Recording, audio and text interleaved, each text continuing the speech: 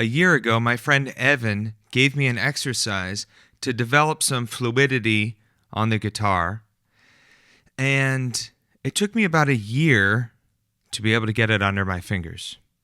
I think Evan thought it would probably take me a couple weeks of earnestly working on it, but it took me a year, and just this past Tuesday, Evan was like, "Cool, man, you've got that, so now let's work on the next one." And I was laughing like, yeah, okay, this next one now, give me another year.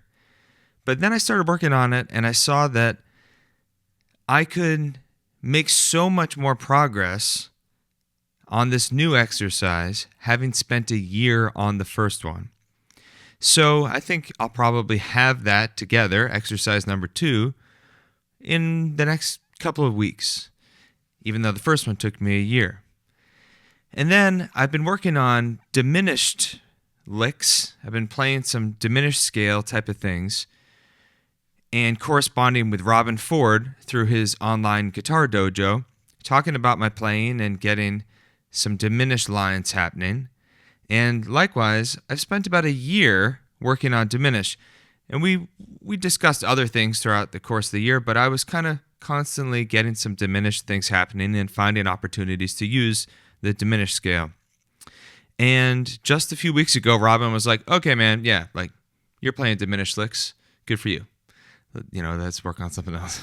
So I spent about a year doing it. And for me, that's probably the pace that I have to work at these days, because for something to really become absorbed in my playing and be something that's natural and to really get a lot out of it, I need to be able to have it become part of who I am and part of my DNA. And it's been difficult to accept that I'm a pretty slow learner, but because I'm a slow learner, I'm really invested in things being thorough. And, it takes what it takes.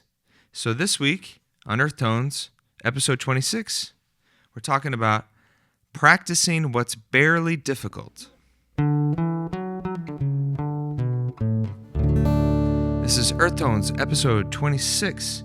We're going to talk about what's barely difficult and just focusing on that. If you can barely do it, great. That's exactly what that we're going to work on. But first, a sound from our beautiful Earth.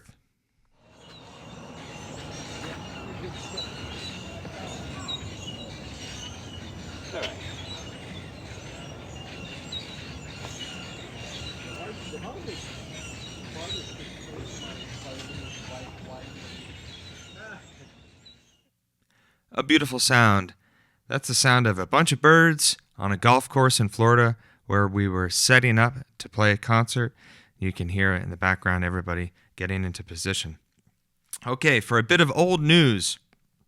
This is Guitar Player magazine from 5 or 6 years ago, and on the cover is Mike Campbell from the legendary Heartbreakers, Tom Petty and the Heartbreakers, a band in which he played with for 50 years. Can you believe that? 50 years. So, this is an interesting article, and it's an interview. So I pulled out this, and essentially this is Mike Campbell discovering or developing the 12-string sound that the Heartbreakers became known for. So this was the interviewer's question. Was there a moment when you both realized the 12-string changes our sound, but we're going for it? And this was his response. That happened on American Girl, which is interesting because we didn't have a 12-string at the time. We wanted that sound, however, so I figured out how to play octaves on my broadcaster to get a 12-string sound. We cut that track, and it was like an epiphany. We found out what we were. We found a harmonic foundation for how we wanted to sound. And it worked for our personality and Tom's voice. In my view, that's when we became the Heartbreakers. So, to Mike Campbell, they became the Heartbreakers when they discovered the sound of that octave-style guitar. And believe it or not, it's not even played on a 12-string. Of course, they later would use those Rickenbacker 12 strings, and that became essential to the core part of the sound of the Heartbreakers. But I think that's so interesting. If you zoom in on what he said, we knew we wanted that sound. So it starts with like a conception of what sound you want. And Jimi Hendrix would talk about, like, I remember there's a quote from him where he said, like, I got to work on this music because I have all these sounds in my head, and if I don't get them together, then nobody else will. And so I think that sound in your head, the audiation, the internal sound, knowing the aesthetic that you're going for, it's so crucial. A lot of times these days we're just kind of, hoping something cool comes out, but we got to always be working on what we're hearing inside and what we're trying to do. So for the main discussion of today, practice what's barely difficult. Here it is. I have a tendency to think about learning as an intense, concentrated effort. But when I look back and see how I've been able to accomplish what I've done on my instrument and in my life, I can see that there was never really any singular moment where I did something intensely difficult. Collectively, if you take together all of the hours I've studied music, it adds up to a tremendous amount of effort, but at any given moment, I wasn't working on something that was astronomically beyond my abilities. I'm always chipping away at something. It's like lifting weights. If you can't bench press 200 pounds, you can't just work harder in the moment and lift it. You have to lift what is barely difficult until it's easy. Then a slightly heavier weight becomes what's barely difficult. Over the years, I've struggled with wanting to improve in so many areas and in so many ways, I've often become overwhelmed by how much there is to learn. And that feeling of being overwhelmed would keep me from practicing. It was just too much to tackle. I've had to learn to accept that things take a long time. Some people are faster learners than I am. I feel like most people are, to be honest. But once I've decided something means enough to me to really want to learn it, I have to find a way into it, to break off a piece of it. Not a piece that's super hard, but what is just barely difficult. So that's the thing. I'm trying to find what I can barely do. And that might be playing something at a tempo that I can barely do. We're not trying to work on what's easy, necessarily. Although we did talk recently about working on your strengths.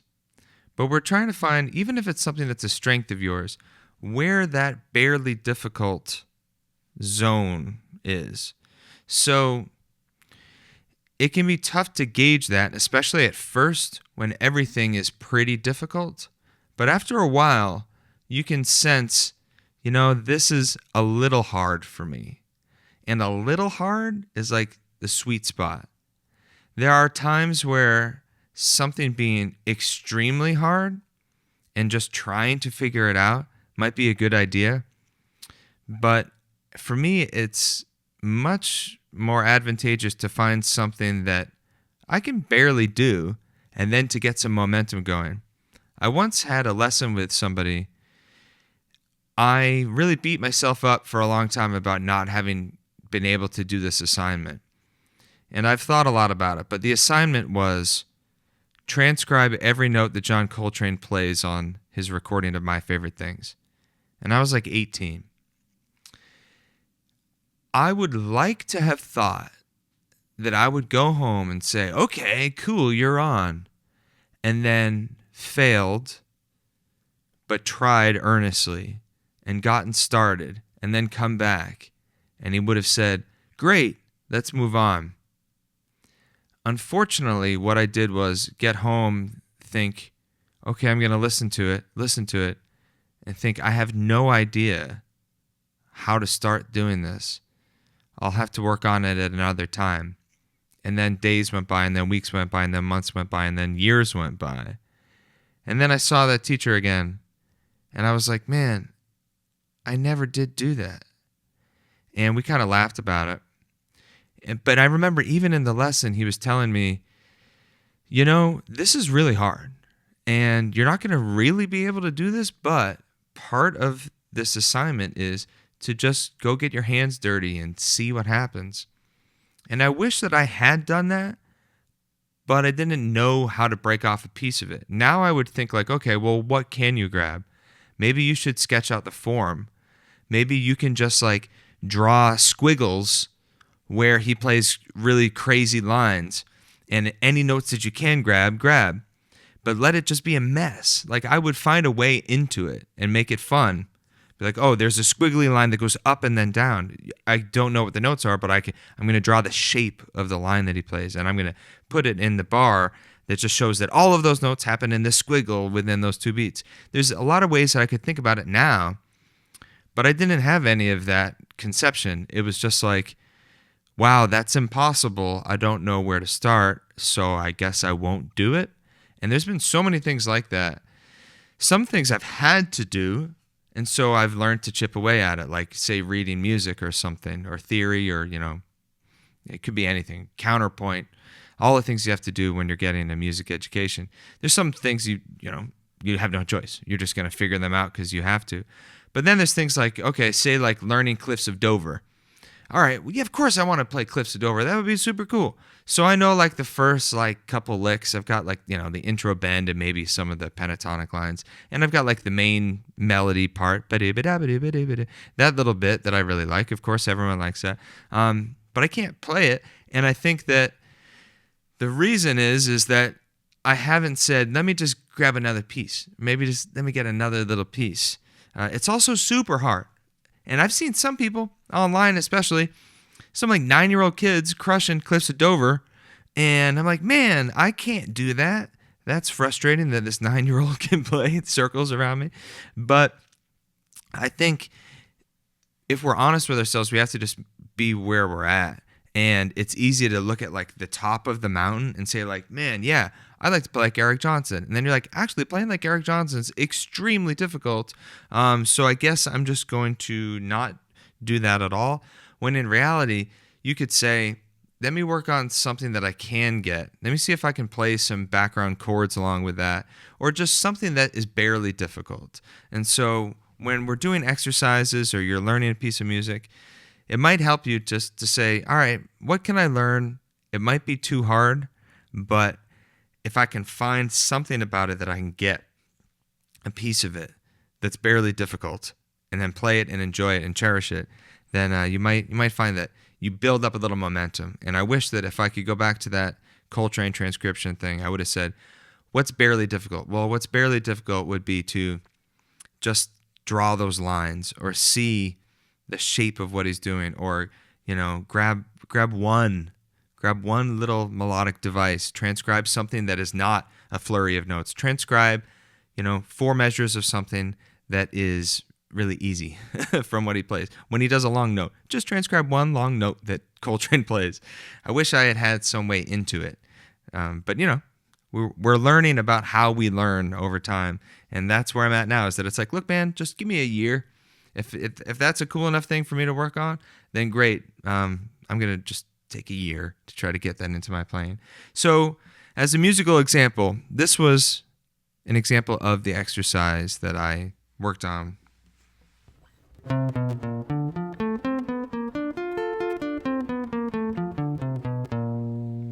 So maybe last year I was figuring it out one note at a time.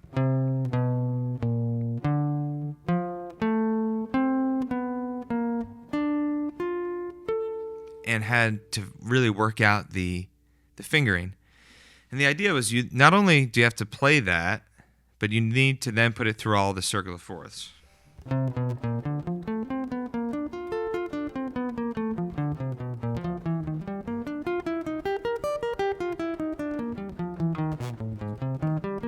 Without stopping, by the way.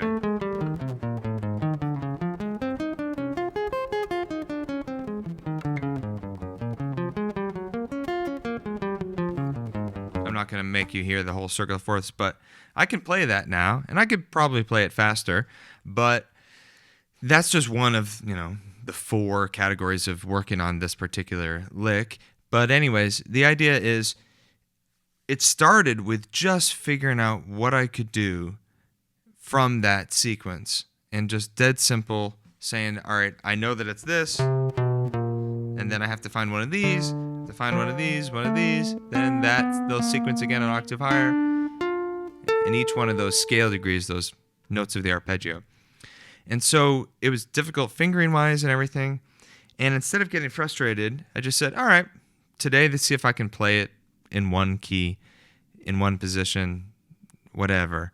And I'd sit in traffic, and I'd visualize the fretboard and just kind of work on it. So that's the musical demonstration. Just, start with whatever it might be that you're working on and saying, that's what I've got. That's all I've got, but I'm going to be happy about it and keep chipping away at it. It was barely difficult for me to just figure out how to play it. It was impossible for me to do it in all 12 keys around the whole fretboard. Now I can do it, and it's fine. But it was only because I worked on something that was barely difficult a little bit every day for like an entire year. All right, what is on the turntable? I Walk the Line by Johnny Cash. Man, I was listening to this just now. So this version of I Walk the Line, this is from 1964 that this album was put out. This version of I Walk the Line is not the same as the official one that we know and love from the 50s. It's technically a different one. And so I started looking up the Johnny Cash discography. Johnny Cash put out 68 studio albums. And he put out, I think the total discography on Wikipedia is like 130 records. If you add up like the live albums and everything, it's an unbelievable amount of material. But it's also so interesting, and this is what's cool about vinyl. This is like an artifact. This gives us a little window into the industry and the repackaging of songs that are already hits. And you can imagine in the 60s saying, I'm going to buy this. This is Johnny Cash, I Walk the Line. I love that song. Putting it on and you think, that's not even the same exact version as the one that I've heard on the radio all these years.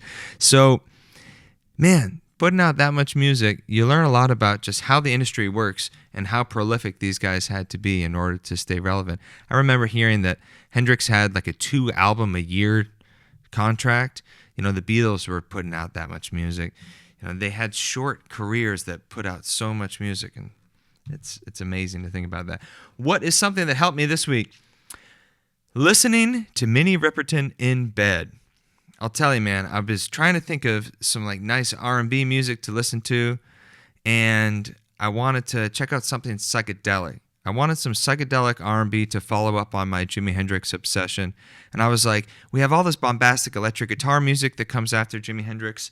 There's Robin Trower and there's all sorts of people that kind of take a lineage of Jimmy's electric sound. Stevie Ray Vaughan, all sorts of folks. But that psychedelic R&B side of him, you get with Curtis Mayfield and some of like the Isley Brothers. A little bit of Funkadelic has some of that. But I really wanted to find that thread. And my friend Jared Pasek had showed us this song, The Floor, which is an amazing Minnie Riperton song that I'm sure you may have heard. When I played it, it was familiar. And it was in my Spotify collection. And somehow I think I was researching like the history of psychedelic music and R&B with ChatGPT actually. And somehow her name came up. And I was like, oh yeah. That was like the coolest thing ever. I'm going to check out that whole record. And I did. I think it's called like From My Garden. And I listened to that whole album first, and it blew my mind. So this is like, I'm trying to go to bed. It's like midnight. And I was like, I'm going to put on this record. By like 12:40, I'm like, I'm going to listen to the record after that too. So I ended up staying up to like 2 a.m, becoming absolutely obsessed with Minnie Riperton. So this music was exactly precisely what I needed to hear. I'm now like, I want to be like an arranger now. You got to hear this stuff. If you haven't heard Minnie Riperton, she's also Maya Rudolph's mother, which is interesting. I didn't know that. But she had this extraordinary range, like insanely extraordinary, 5 octaves, and she had this whistle register. But what's cool is that she would use it as an effect sometimes, but on the records, she just uses her whistle register as part of the melodies. So she seamlessly goes from, just like her regular chest voice into whistle as if she's just playing an instrument. And what's really cool, if you listen to this music, check out how the violins and like all sorts of these like overdubbed instruments, I think there's like glockenspiel and stuff. Listen to how high they have to play to be up in an area that complements what her melody is. It's crazy because you can hear that the violins are playing kind of high, and you're like, if the violins are playing high and they're like right up there with her, then she is in a hilariously high register. All right, yeah, I hope you like that. Check out Minnie Riperton. Work on what's barely difficult. That's what I'm doing. If that's something that's helpful to you, please let me know. Leave me a comment, shoot me a message. If you've got an idea for a future episode, or you have any ideas that might help me become a faster learner that have worked for you, that would be cool. But at the same time, I'm happy being a slow learner. It's we're not in a rush. I used to be in a big rush. I don't think I'm in a rush to get better anymore. I'm glad to be able to play music every day, and if I can get better at playing music, then sweet. I'm happy about it. Okay, that is episode 27. Thank you for tuning in. My name is Jake Pardee. You can go to jakepardee.com for more information about me and my music, maritimerecording.com for more information about you and your music. I'm doing all sorts of different kinds of sessions these days, so even if you don't need a whole recording studio, if you just need some guitar tracks, or you just want to show me what you're working on, or you need help with setting up some recording equipment at home, like my friend Fran, just come on by. I feel very fortunate lately to have been very busy with all sorts of really creative people doing a lot of interesting things. So yeah, definitely send me a message if you'd like to do anything together. So I'm Jake Pardee signing off. This is Earth Tones, as always reminding you we are a fantastically musical species on a uniquely musical planet called Earth. And I will see you next time for Earth Tones, episode 28.